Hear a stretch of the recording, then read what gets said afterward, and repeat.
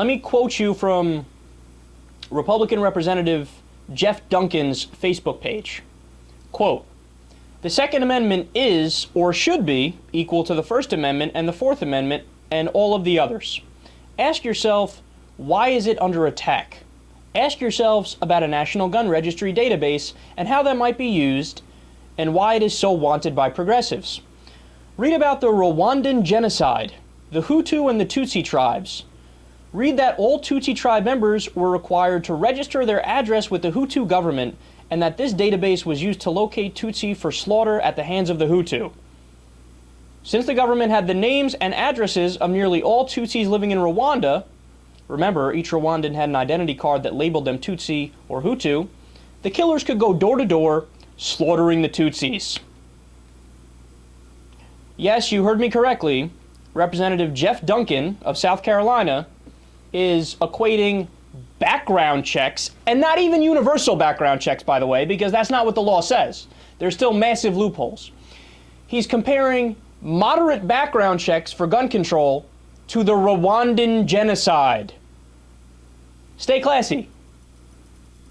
Can these guys get any dumber? Look, this is a message to all the Republicans who have used this type of rhetoric. Not everyone who disagrees with you is a Nazi, and not anything you dislike is genocide.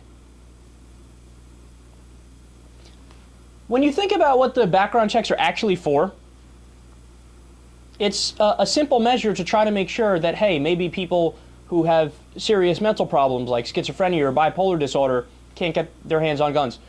Former criminals can't legally buy guns. Terrorists, people on the terrorist watch list can't legally buy guns. Did you know that was still allowed? People on the terrorist watch list can buy guns legally. All this background check does, and by the way, it doesn't even do it effectively because it's not an 100% background check, is it says, hey, let's try to make sure that guns don't go in the wrong people's hands. But no. Of course, it's a plot by the evil progressives to try to institute genocide somehow. By the way, if that's the case, I missed the memo. I missed the meeting. You know, I'm considered a progressive, but I never got my call. Who was it? George Soros put all this together? Or was it Code Pink? I figured it out, by the way, where their arguments come from. They're children, right? Their mental state, their maturity level is literally at the level of children. You know how if children, for example, like let's say they go play soccer on the weekends because they're in a league and their parents are like, oh, let's go get some ice cream, the kids say. And the parents are like, no, we got to go home, we're busy, yada, yada. And the kids start saying, I want ice cream, I want ice cream, I want ice cream, I want ice cream.